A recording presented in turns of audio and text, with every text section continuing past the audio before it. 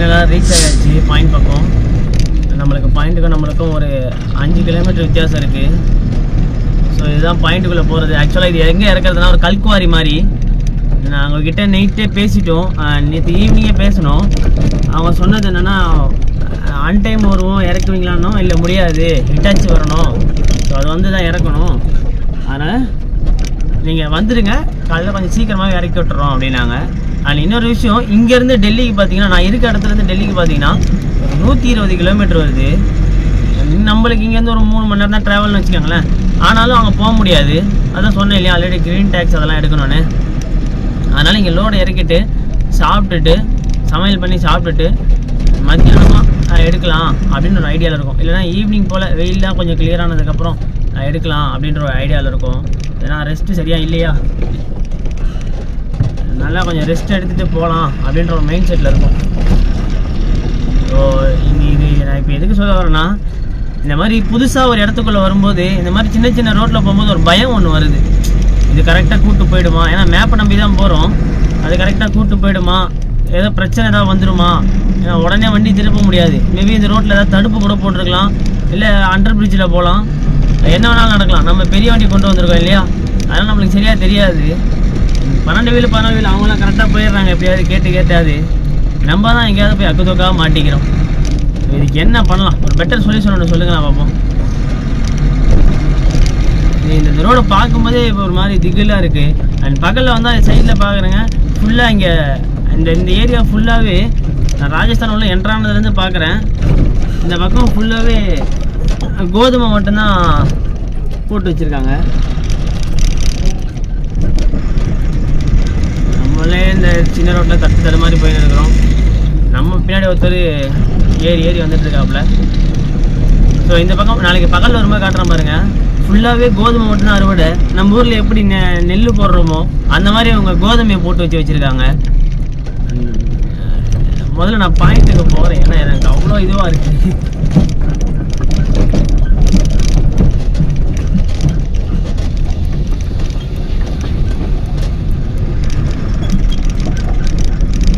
சொன்னேன் இல்லையா கல்குவாரி நான், அதனால இந்த மாதிரி வண்டிங்கெலாம் இங்கே பறந்துக்கிட்டு இருக்கு. இவங்களாம் நான் ஸ்டாப் தான். இவங்களாம் அடி இந்த பக்கம் அதுவும் மியூசிக்கல் சிஸ்டம் வச்சுருக்காங்க வண்டியில். என்ன சவுண்டுன்றீங்க, அவங்க வச்சுருக்க அவங்க ஒரு சிலர் வண்டிக்கு கீழே, அதாவது நம்ம சேஸ் வருது இல்லையா அந்த இடத்துலலாம் செட்டை வச்சுருக்காங்க, பாக்ஸ் ஸ்பீக்கர் வச்சுருக்காங்க. அந்தளவுக்கு அவங்க ஒரு மியூசிக் பைத்தியமாக இருக்காங்க. அப்படியே வெளுத்து கட்டுது சவுண்டெல்லாம். நீங்கள் நான் போட முடியாது, அதை காட்ட முடியாதுன்னா ரன்னிங்கில் ஒரு செகண்டில் போயிடுது வண்டிங்க. ஆனால் அவங்க போனதுக்கப்புறமா அந்த சவுண்டு கேட்கும். அந்த மாதிரிலாம் செட்டு வச்சுருக்காங்க. இவங்க கொஞ்சம் டிஃப்ரெண்ட்டாக தான் இருக்கிறாங்க. இங்கே முதல்ல நம்ம பாயிண்ட்டுக்கு போவோம். மணி இப்போ 4 ஆகிடுச்சு. இதுக்கப்புறம் தூக்கத்தை வேறு கண்ட்ரோல் பண்ண முடியாது. ஆக்சுவலாக நான் ரிங் ரோடு ஏறிட்டே பையன்கிட்ட கொடுத்து நான் படுத்துட்டேன். ஒரு 2-3 மணி நேரம் நல்லா ரெஸ்ட் எடுத்தேன். அதுக்கப்புறம் தான் ரிங் ரோடு விட்டு கீழே வந்ததுக்கப்புறம் தான் நான் வாங்கினேன். ரிங் ரோட்லேருந்து நம்ம இப்போ இறக்க வர பாயிண்ட்டுக்கு பார்த்தீங்கன்னாலே 80 கிலோமீட்ரு. இந்த 80 கிலோமீட்டர் தான் எனக்கு பெரிய டாஸ்க்காக இருக்குது. எவ்வளோ தூரம் ஓட்டுறது கூட எனக்கு தெரியல. லாஸ்ட்டு அந்த இறக்க வர இடம் தான் நம்மளுக்கு பெரிய டாஸ்க்காக இருக்குது. ஏன்னா அப்படி சொல்கிறேன் அப்படின்னா, வழி தான் நம்மளுக்கு பெரிய பிரச்சனை. இதை தாண்டி இந்த பக்கத்தில் பார்த்தீங்கன்னா டோல்கேட்டை நம்ம ஊரில் வச்சுருக்க மாதிரி வச்சில்ல, அந்தந்த ஏரியாவில் வரும்போது அது லோக்கலில் ஒரு டோல் வச்சுருக்காங்க. அது கேஷ் கொடுத்து தான் நம்ம வரணும். நம்மளுக்கு அந்த பில்லெல்லாம் உங்களுக்கு சைடில் போடுறோம் பாருங்கள்.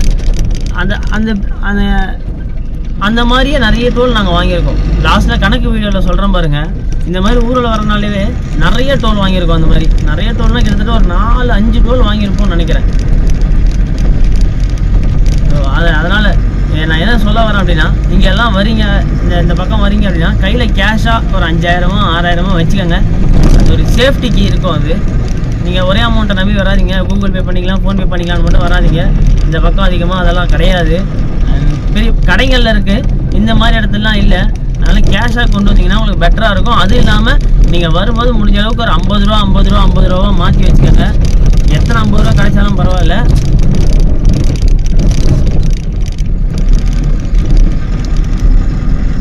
எத்தனை 50 ரூபா கிடைச்சாலும் பரவாயில்ல, ஆனால் 50 ரூபா மட்டும் மாற்றி வச்சுக்கோங்க.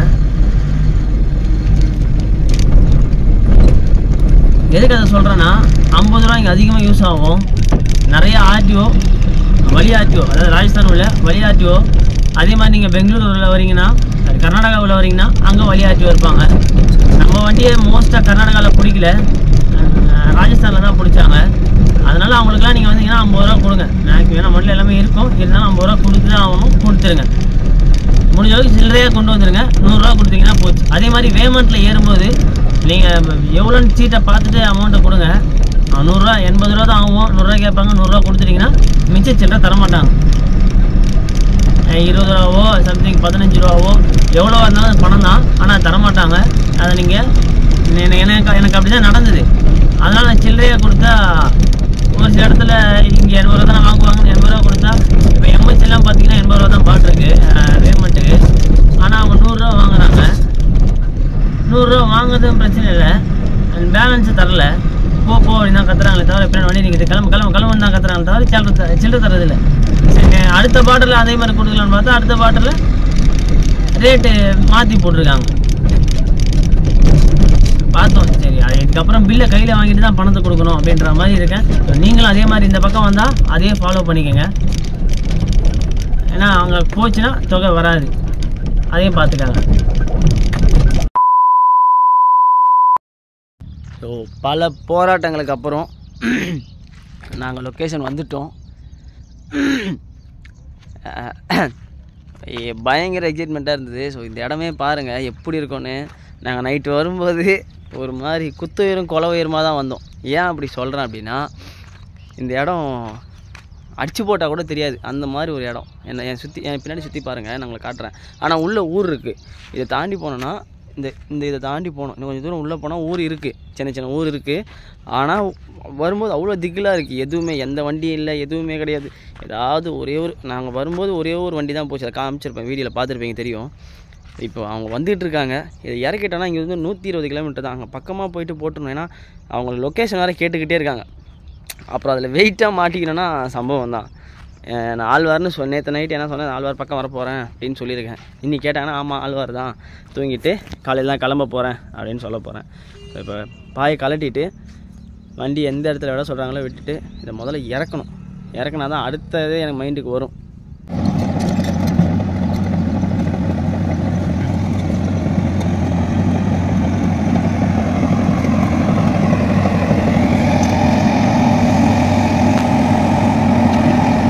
எங்களுக்கு 3 நாளாக இதுதான் மெனுவு.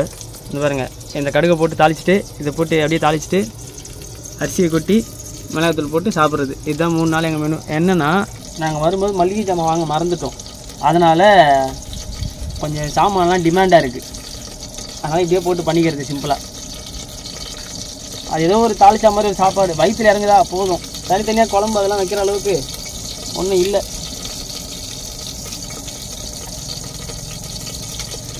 ஸோ அதனால் அப்படியே சமைச்சிக்கிறது. இதை சாப்பிட்டுட்டு லோடு இறக்க ஹிட்டாச்சி வந்தது.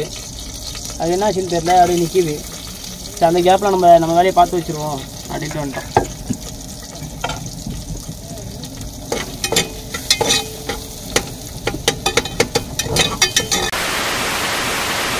டைம் பார்த்தீங்கன்னா மணி 10 ஆகுது.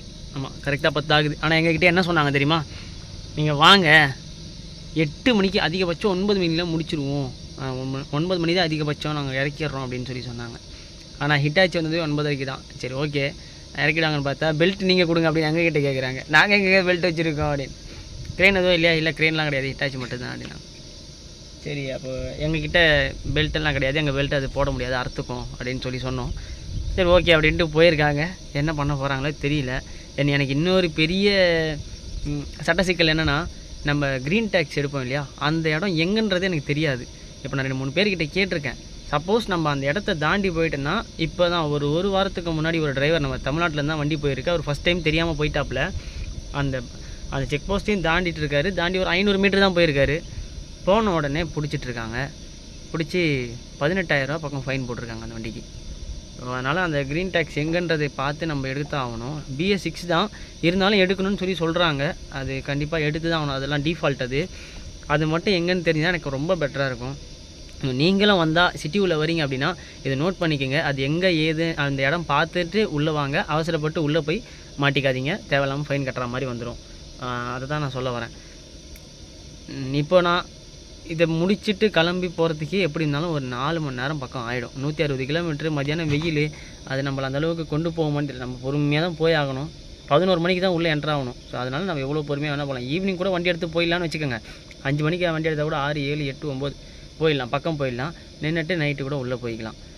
நம்ம பக்கமாக போயிட்டா எனக்கு கணக்கு என்னென்னா, பக்கமாக போயிட்டா க்ரீன் டேக்ஸ் எடுத்துகிட்டு கொஞ்சம் சீக்கிரம் போனால் அவங்க நைட்டு இறக்குறன்ற மாதிரி சொல்லியிருக்காங்க. இறக்குனா நம்மளுக்கு பெட்டர் தானே, மறுநாள் ஆஃபீஸ் போய்ட்டு லோடு பார்த்துக்கலாம்ல அப்படின்ற மாதிரி நான் யோசிக்கிறேன். இது எந்தளவுக்கு பாசிபிள்னு தெரில.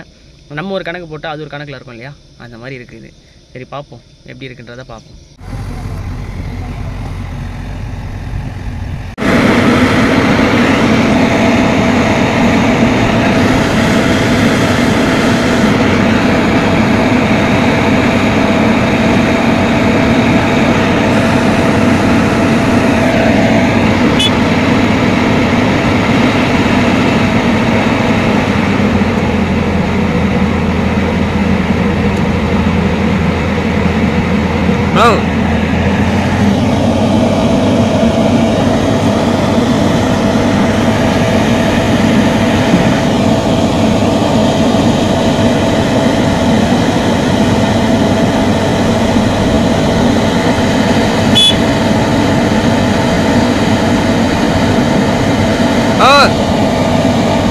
Tight. Oh.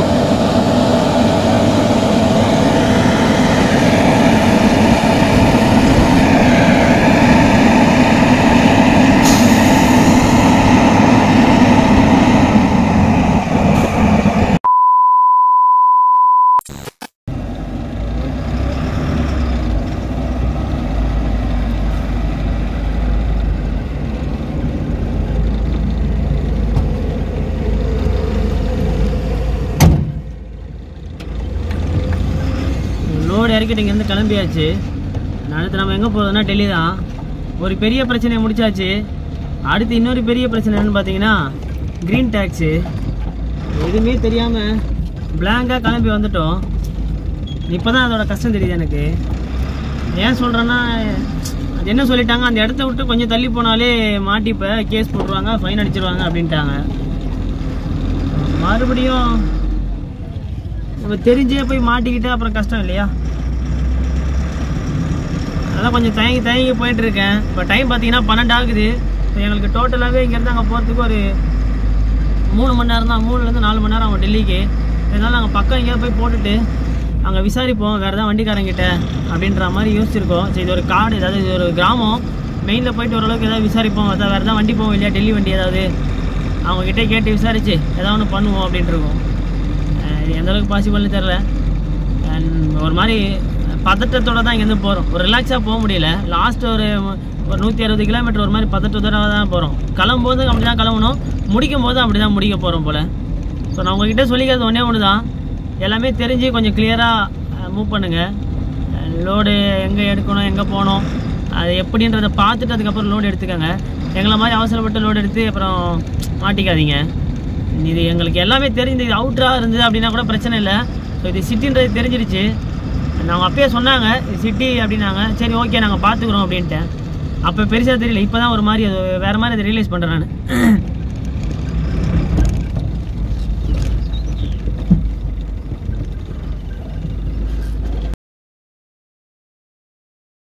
ராஜஸ்தான்லேருந்து ஹரியானா போகிற பார்டரு.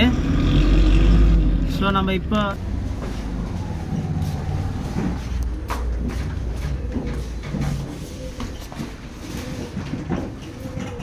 ஒரு 1000 ரூபா செலவானாலும் பரவாயில்ல, கைடு கூப்பிட்டு போயிடு.